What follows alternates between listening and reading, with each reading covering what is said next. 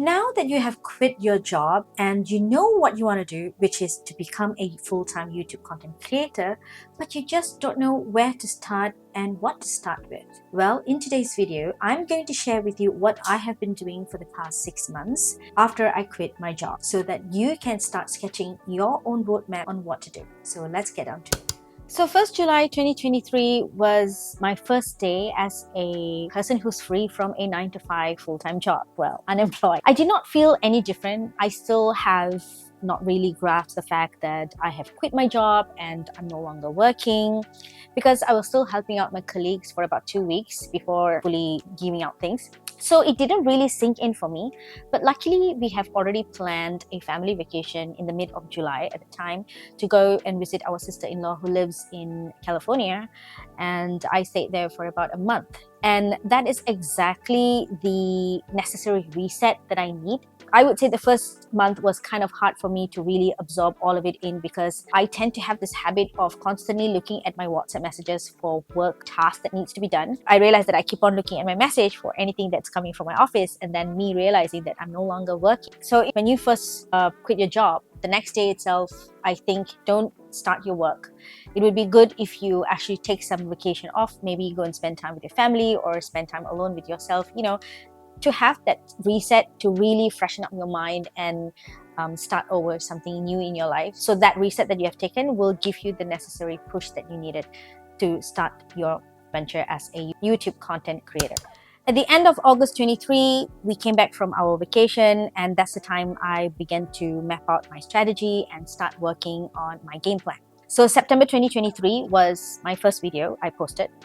I think it was September 2, because I did not publish any video since November 6, 2022. That was about 10 months gap, and I had to relearn everything. I have to relearn on how to film, how to edit, and other things that associated to create a new YouTube video. And my work process took a longer time because of that. And I thought that with all the time that I have now, I will be able to churn out like 2 or 3 videos per week, but that was not the case. And not only that, my perfection self and Jane of all trade starting to show up, which means I was spending a long time perfecting one video, and I'm sticking my hands in everything like Instagram posts, TikTok videos, product development. And by end of December last year, I was so worn out and burnt out, and I just decided to take a rest from all of it. I realized that I was trying to be so hard on myself to make my video viral, to get more views, to increase my earnings per month, that I forgot to look at the fun process of making a video and on why I'm doing this in the first place. And I began to reflect on my previous experience where I enjoyed doing my work. I realized because I was making it different, where people find my content to be helpful, and I don't really focus on the amount of money that I make, because I have a salary that does not depend on whether or not I put in more effort. After realizing that, I began to not look at the money aspect of it. I just want my content to resonate with people, and I'm okay if it doesn't resonate with millions of people. I'm totally fine if it just resonates with like 10 or 15 or 100 people.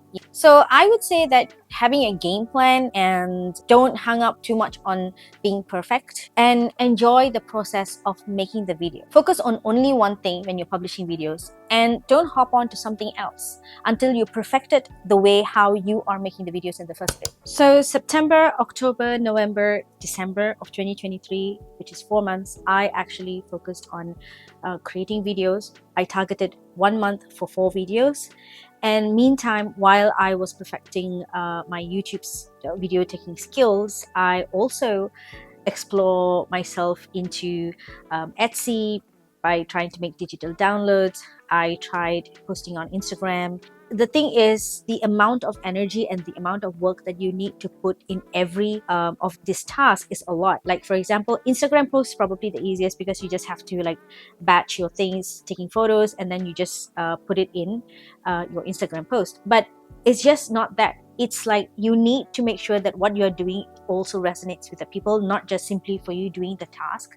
So you really need to think the idea behind of why you're doing this in the first place. So For me, the 6 months was mainly focused on perfecting things, on finding out which is right, which is wrong. So the entire 6 months duration, I would say that it's a trial period for you to do things and fail as quickly as possible so that you can move on to the next best thing without wasting your time on a thing that it's not going to work out in the first place. Hey there, I just wanted to do a quick pause here because I think I sounded a bit contradictory over there, because earlier I mentioned that you need to focus on one thing, and now I'm saying that you need to do as many things possible so that you can fail quickly.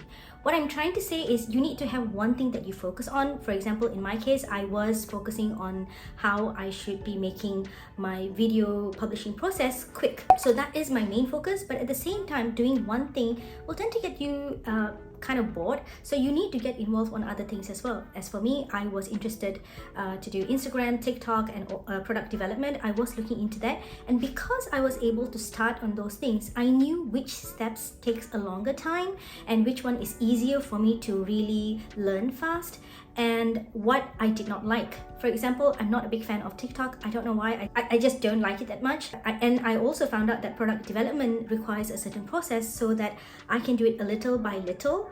And Instagram is one that I am learning, focusing so much more in there. And newsletter, which I was also trying to do. I did not focus on newsletter because I think right now I don't have the time. So by involving in all these things, I realized which one matters to me the most. And these things that I don't want to do it right now doesn't mean that I am not doing it. It's just something that I have actually postponed to my future things. So I just wanted to clear that up. So now let's get back onto the video. As I mentioned in my last week video, you need to document every step that you take. So what I did was I have a notebook here, which I actually have been using to document my process. I had everything written out, the things that I want to do, all these ideas I have been writing out in this, and I just dump everything that it's in there. So whenever I'm stuck, I will just turn the page and see what my mind has thought before and how I can implement it this time. So it could be some ideas that came into mind and I did not want to venture in at the time. So whenever I feel stuck or something, I will just, turn the pages and look at the ideas and see whether or not I can incorporate it right now.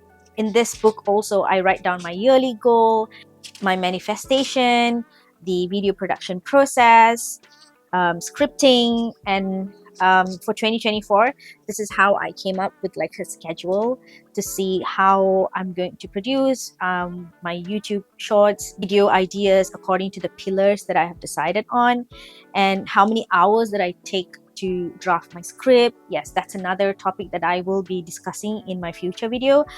So make sure that you have your own book that you document everything along your journey. So the burnout in 2023 made me realize that I need to relook at my strategy again. I'm really thankful to the strategy that I've made earlier, which is in 2023, because it made me realize what is my capacity, and I was able to fine-tune my own productivity system comprising my personal and work area. And I know what I like, and 4 months of creating content that I have been publishing was able to direct me to a clearer path for my content in 2024. So in 2024, I took whole January to plan my content and decided on the pillars for my YouTube channel. The pillars that I have chosen for my YouTube channel is one, which is planning, productivity, and organization, and this one, which is the sharing my YouTube journey to my viewers. So I came up with the content ideas for 12 weeks, and here I am. But when I began to work out on the script of the videos, I realized that the list of content that I made for my first pillar, which is planning, organization, and productivity, did not bring much excitement to me. And the keywords wise, they are great, but I was just not into it. So I decided to just leave those ideas there, and I worked out on ideas that came to me during my shower, when I'm watching other YouTubes. And I just started to create things that I'm drawn to, because I don't want to get burnt out doing things that I'm not happy about. That is the exact reason why I left my full-time job in the first place. So I don't want to repeat the same mistake with me as being a full-time YouTube content creator, and which I chose to do. So big important lesson here is every step that you make in your YouTube journey, you need to analyze and pivot if there is need to. When we are driving to a destination, we look at the map to ensure that we are in the right direction, right? So if we are stuck in traffic or one road is closed, we take a different direction to reach our destination. Similarly, our YouTube journey needs to be treated in such way as well. So another thing that I would like to point out is also because I am working on my own, I tend to like start my work at 9:30 in the morning and then end it at about 6 or 7 p.m., in the evening.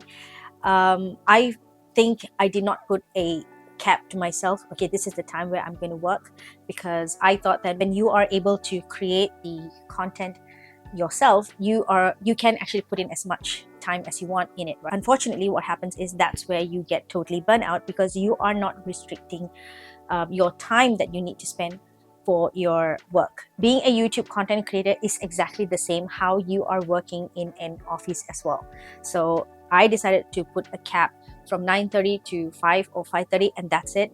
Even if I have more things to do on my videos, I just pause it and I start working on other things like cooking for my family or doing homework with my daughter and other things, because we need the rest for ourselves away from the work. So I was eligible to monetize on 8 December 2022, and on the year 2023 I earned about $286.73 without tax.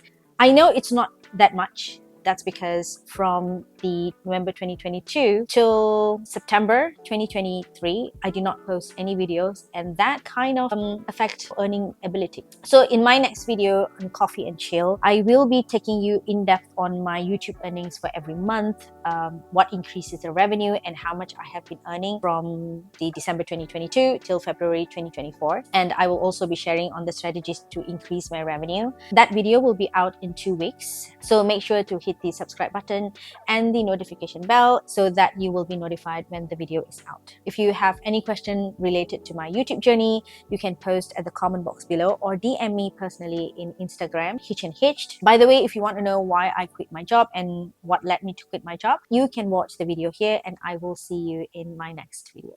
Bye!